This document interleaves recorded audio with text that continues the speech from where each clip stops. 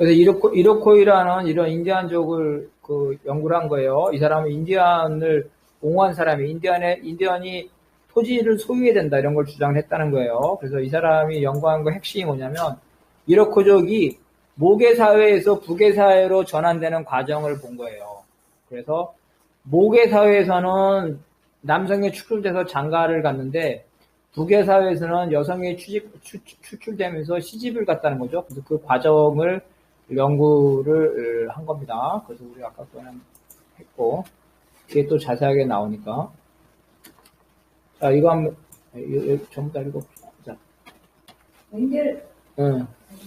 여기 가족, 사유재산 및 국가의 기원은 자본주의 생산량식 이전에 공무원제와 노예제가 있었듯이 간혼가족이 밀부 일처제와 국권제 이전에 군원과 모든 사회가 있었다는 것을 보입니다. 즉 가족제도 역시 소유제도와 마찬가지로 역사적 산물에 불과하다는 점을 강조합니다. 엥겔스에 따르면 사회주의 사회에선 남녀의 결혼을 신고하게 애정만으로 맺어줄 것이며 그때 진정한 양성의 품질을 실현됩니다. 또한 엥겔스는 이 책을 통해 국가는 외부에서 강제된 것이 아니라 시족들의 투쟁과 hun학을 통해 내적으로 발전해 온 것입니다. 강의 10시까지. 계급과 마찬가지로 국가 역시 역사적인 산물이 있다. 따라서 그 역사적 조건과 유적지대가 사라지는 국가는 사라집니다. 엥겔스에 따르면 생산자들을 자유롭고 평등한 연합, 즉 아소시아 시용을 기초로 하여 새롭게 생산을 조직하는 사회는 더 이상 국가를 필요로 하지 않을 것이다. 그래서 이 책을 딴 건 다 필요 없어. 핵심은 이거야. 이게 요지가 뭐냐 그랬을 때 막스가 자본가들은 어때? 자본주의 사회가 영원할 거라잖아. 근데 자본주의 사회는 영원하지 않다고 막스가 주장했잖아. 망할 거라고 말한 거잖아. 똑같이 사유재산도 영원한 것이 아니라 폐지할 수 있다. 국가라는 것도 영원한 것이 아니라 폐지할 수 있다. 부르주아 가족제도도 영원한 것이 아니라 폐지할 수 있다. 이런 거를 말하기 위해서 이 책을 썼다는 거예요. 그리고 또 한 가지 뭐냐면 국가죠. 국가라는 게 바깥에서 외부에서 들어온 것이 아니라 서로 사유재산이 생기면서 계급이 생기면서 국가가 나왔다는 거예요. 그래서 계급의 지배 도구가 국가라는 것. 그래서 계급 지배가 사라지면 국가도 사라진다는 거죠. 이것을 말했다는 거예요. 그 다음에 이제 모계사회와 대우원. 대우원이 뭐라 그랬어요? 어려운 말인데. 대우원. 특정한 배우자가 있는 거. 특정한 배우자가 있는 거. 그럼 특정한 배우자가 없는 혼인은 뭐야, 그러면? 단오날에 탑돌이.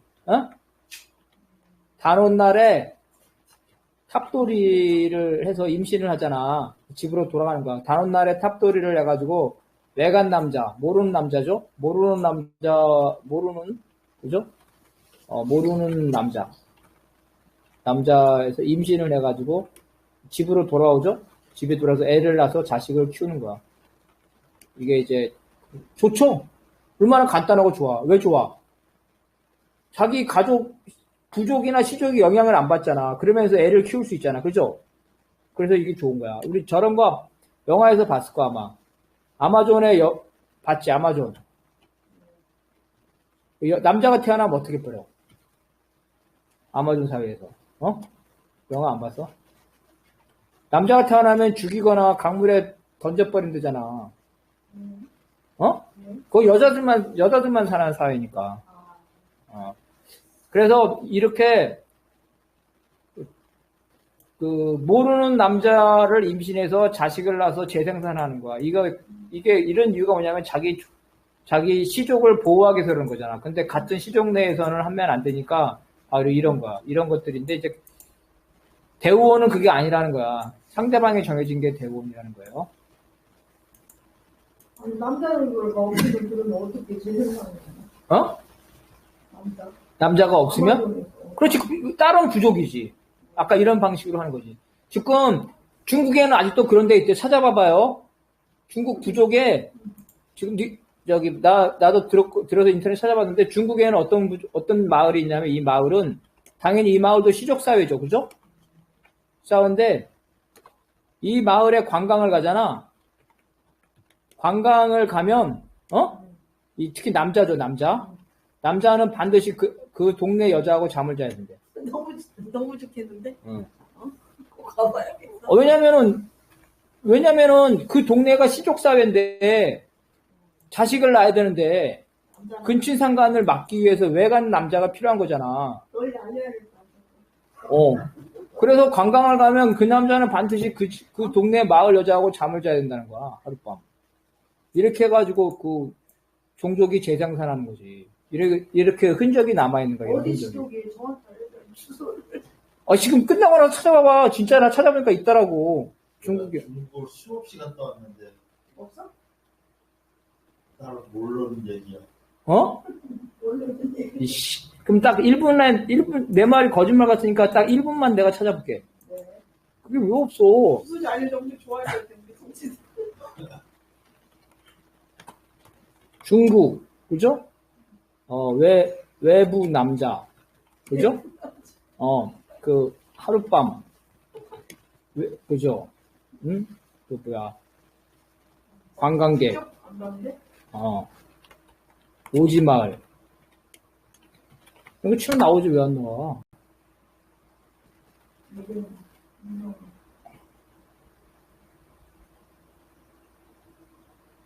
오지마을.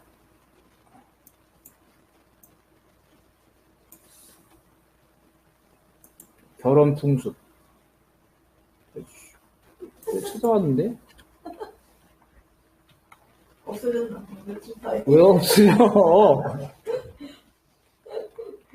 눈이 번쩍일 텐데.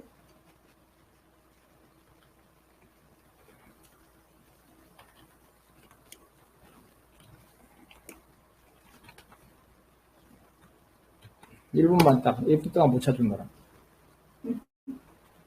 네?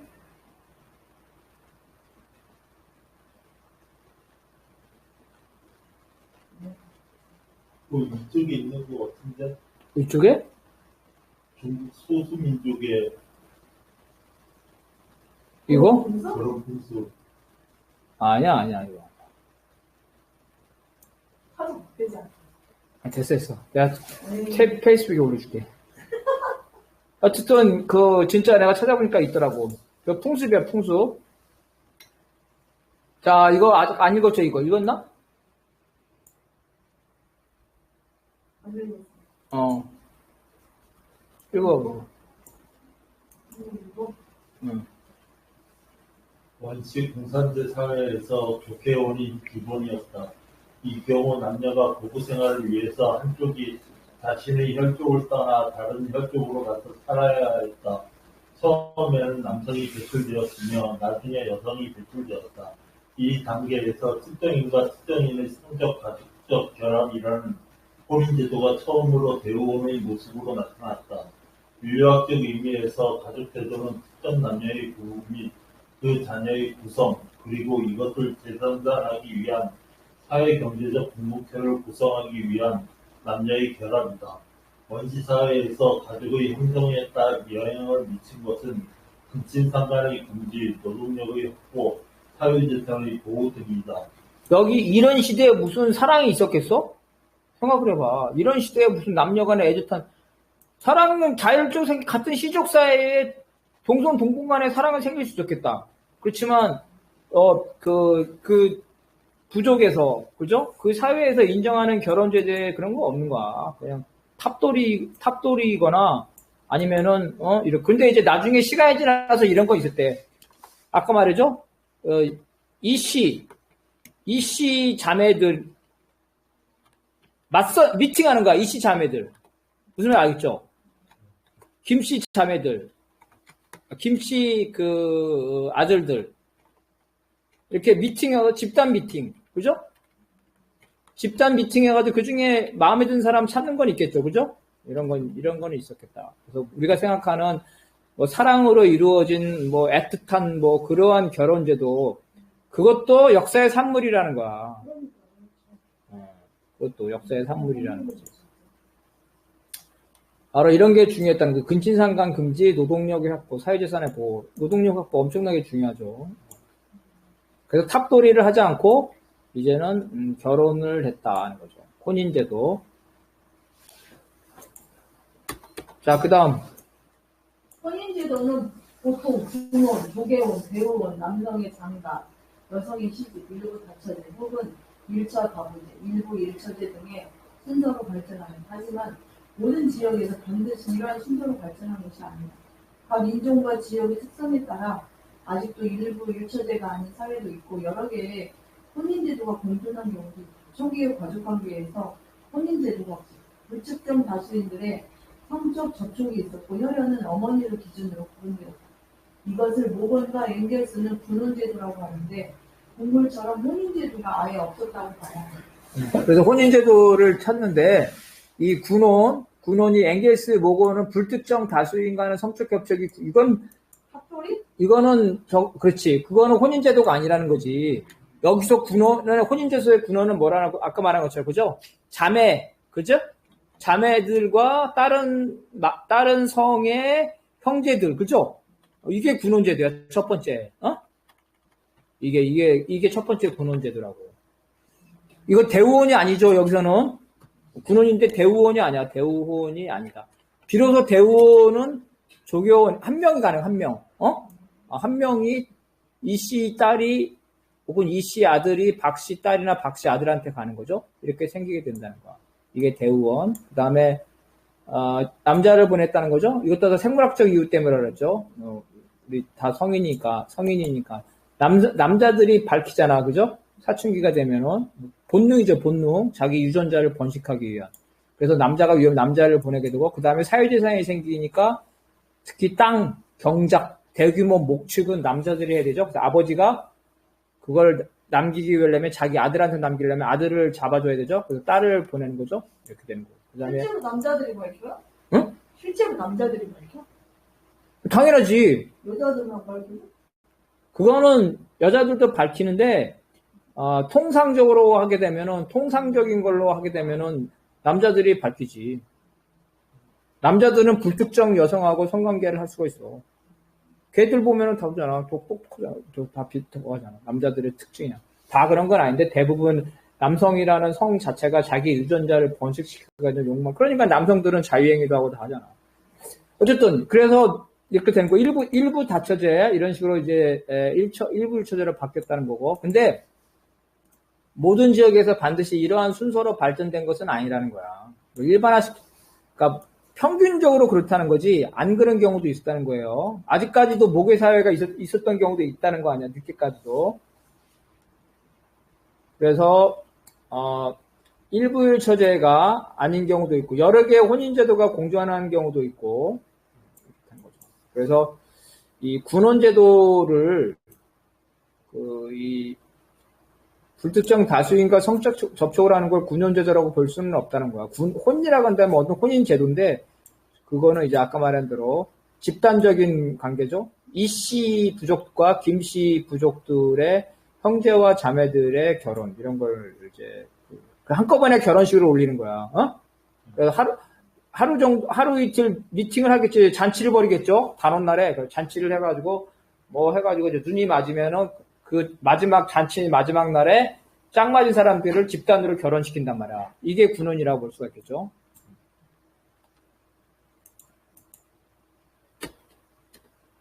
자, 그 다음.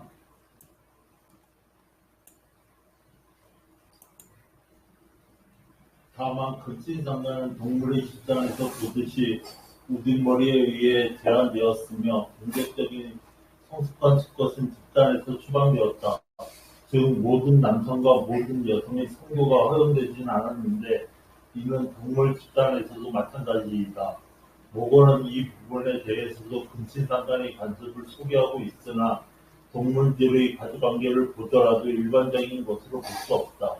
오늘날 작은 무리를 지어 생활하는 야수들도 육아는 보통 어미 암컷이 담당하고 다른 암컷들이 도와준다. 수컷이 성숙하면 어미를 포함하여 무리 암컷들과 교미를 하려고 한다.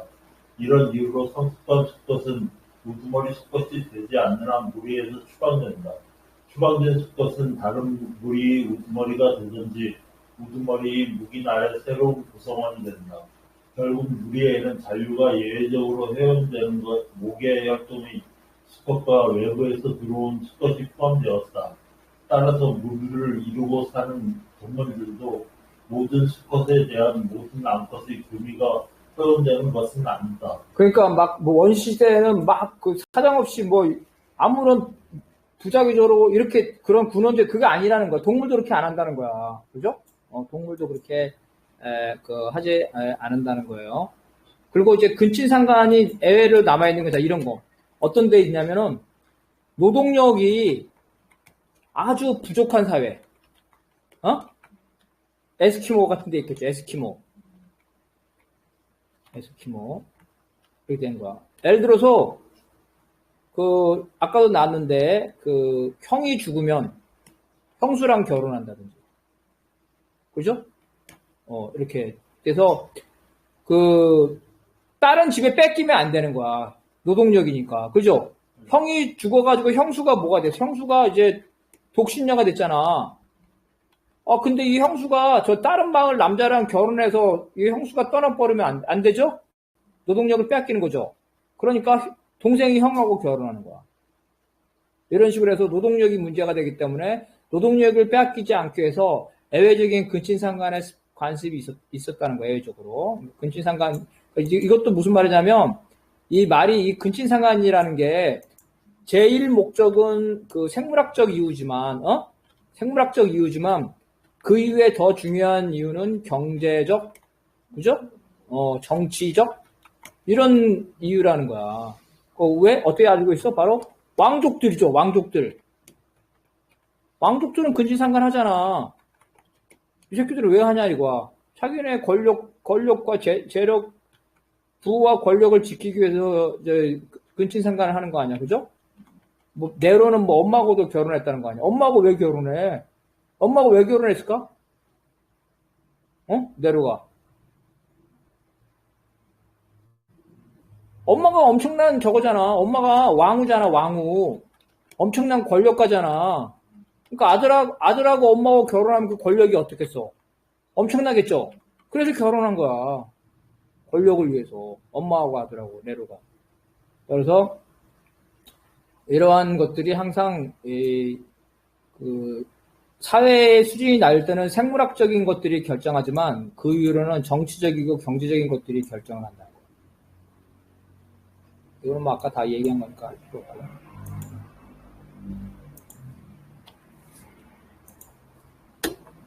자, 그 다음. 모건의 주장대로 근친상간을 허용한 혈족들은 동물들과 마찬가지로 진화의 벽을 넘지 못하고 점차 역사 속에 사라졌고, 이처럼 원시 공산제 사회에서 공동체는 혈족을 중심으로 하는 촌락이었기 때문에 혈족 내 혼인을 방치할 경우 혈족의 인계질서가 혼란에 처하고 기행화가 출산할 유례가 높았다. 근친상간의 금지는 인간의 경우 지배 질서의 유지라는 목적이 추가되었다. 이를테면 모자지간의 근친상간으로 나온 자식은 공동체 내 촌수의 이계 질서를 혼란에 빠뜨린다. 반대로 영국과 황족 등 지배계급은 자신의 특권을 혈족 내에서 유지하기 위해 근친상간을 허용하기도 하였다. 이러한 이유로 원시 공동체에서 여성은 전부 모계혈통이었을 것이고 남성은 잔류에 성공한 모계혈통과 외부의 유입자였을 것이다. 잔류에 성공한 모계혈통의 남성은 유력자로서 근친상간을 피하기 위해 신부를 외부로부터 제공받거나 약탈하였을 것이다. 이 촌수가 바로 여기서 나오는 거야. 촌수가. 이 촌수.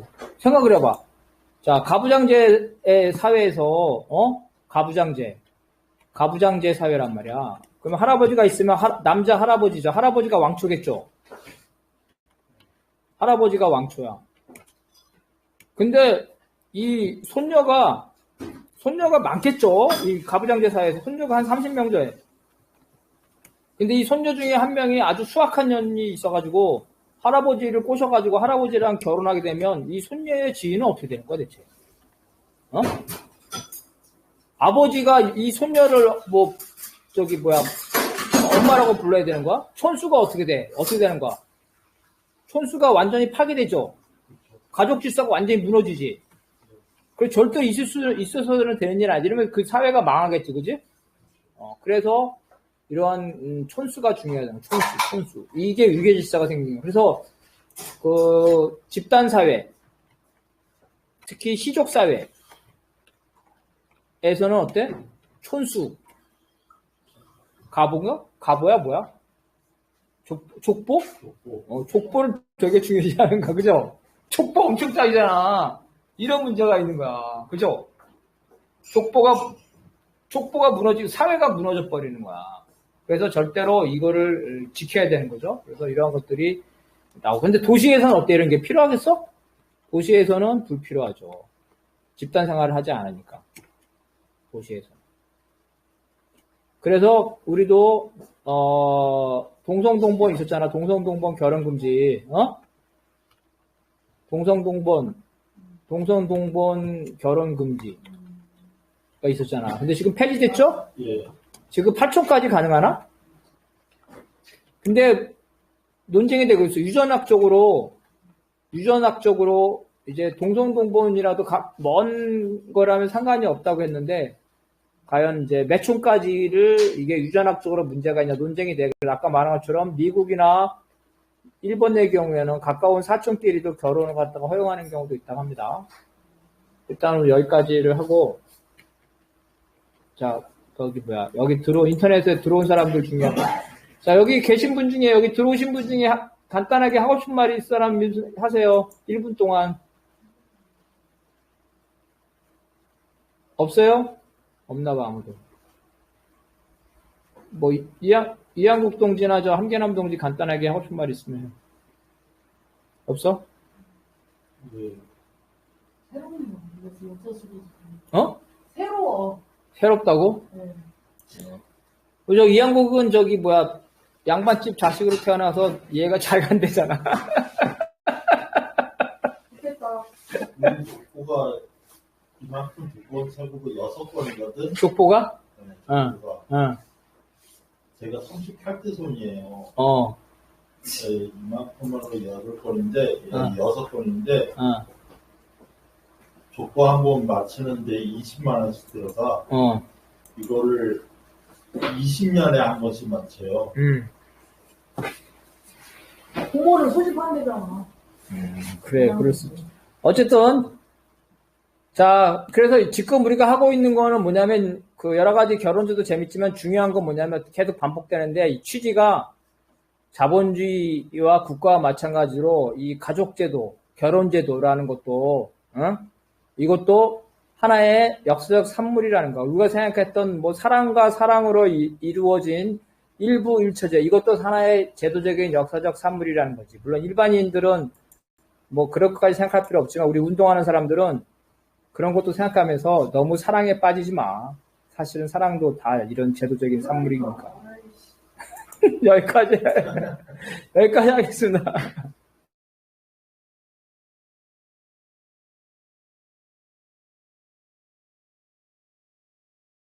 틀었어. 이찬을 좀 나가자. 방금 나갔어.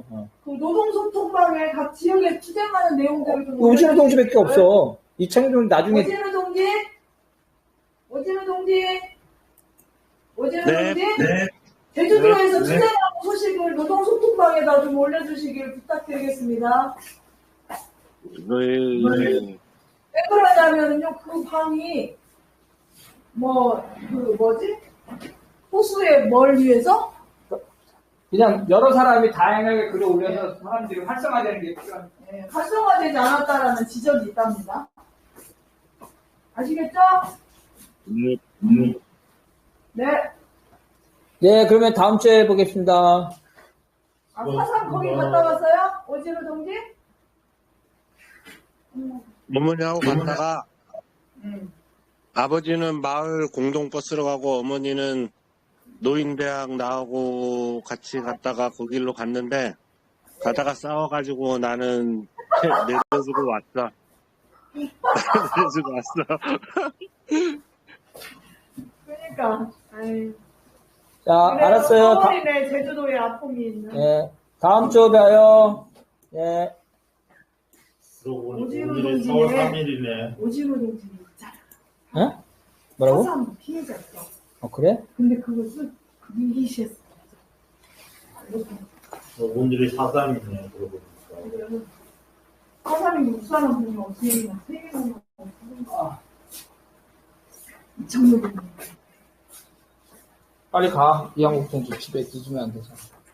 안녕. 수고하셨어요. 나는 내일, 먹죠? 내일 대마로 가야지, 아침에. 알겠습니다. 가. 나는 내일 이빨하러 가야 돼. 그래. 조심해서 가. 예, 쭉.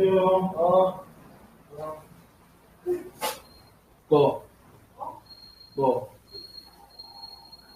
어? 뭐? 누가? 이씨.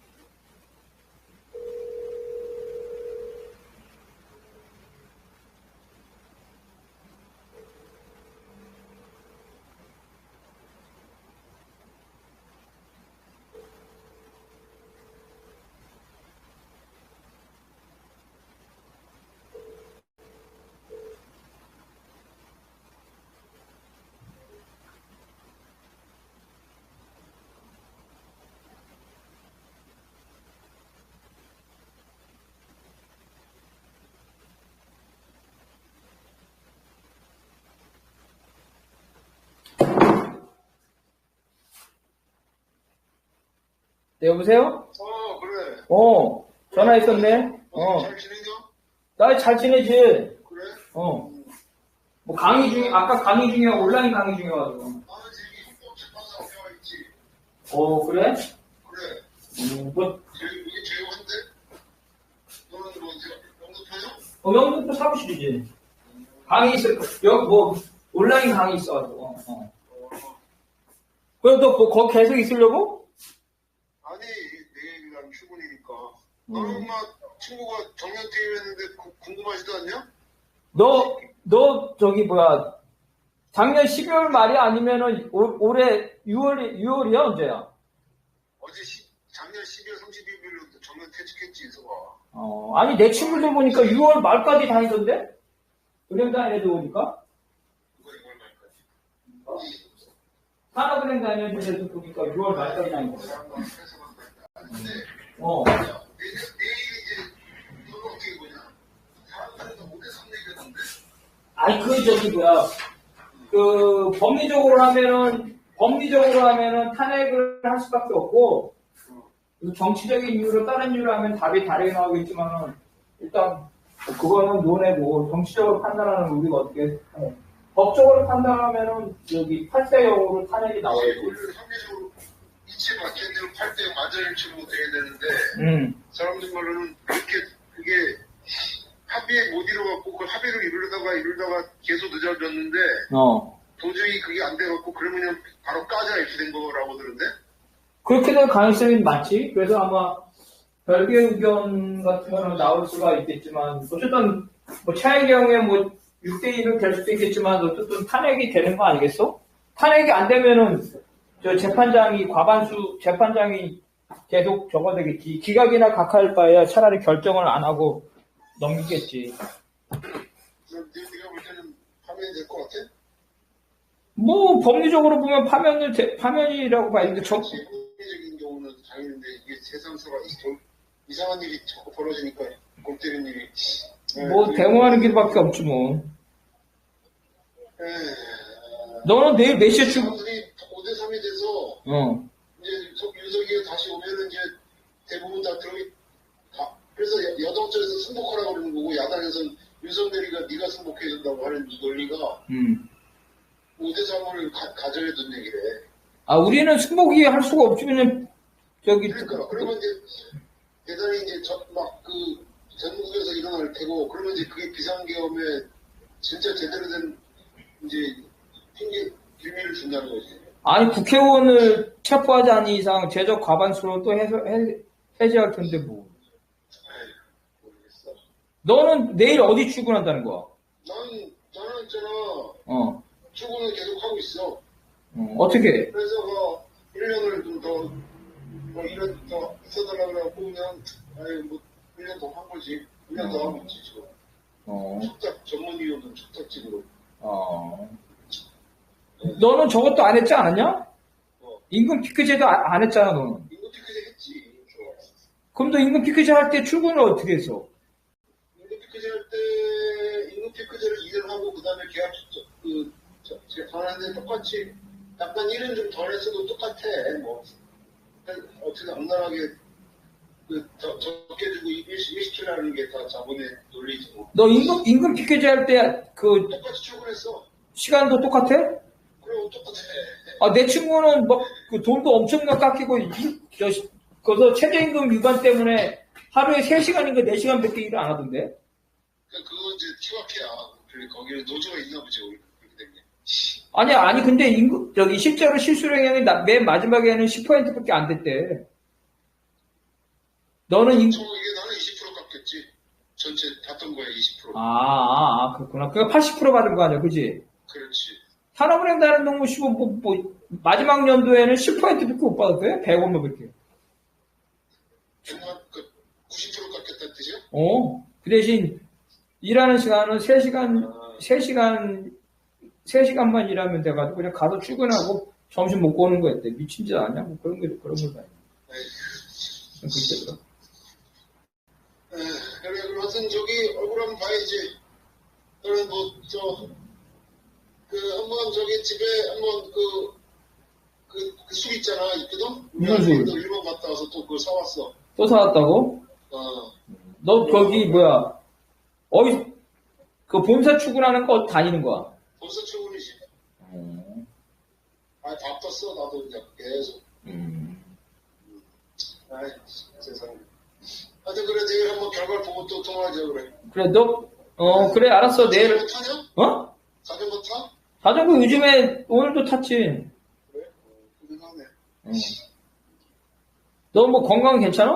건강? 난 이빨이 요즘 안 좋아갖고, 나 뒷발 나 어금니 2개 뽑았는데 왜? 너 어디 갔어? 나도 어금니가 이제 2개가 지금 아파갖고, 치과에 갔더니, 몇 군데 갔는데, 달려 의견이.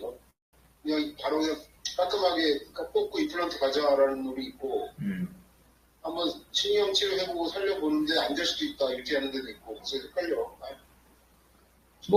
오른쪽 위에 2개 빼야 되고, 왼쪽 어금니 아래쪽 하나는 완전히 밑에 고름이 섰대, 이 몸이. 그건 뽑아. 정리를 지금 해야 될 상황이야. 옆으로 퍼져. 나도 퍼진다고 딱 퍼졌더라고 했어. 옛날에는 사진 보니까 뭐 2, 3mm밖에 안 됐는데 지금 1cm가 가까이 됐더라고. 근데 1cm까지 됐는데, 아유, 씨.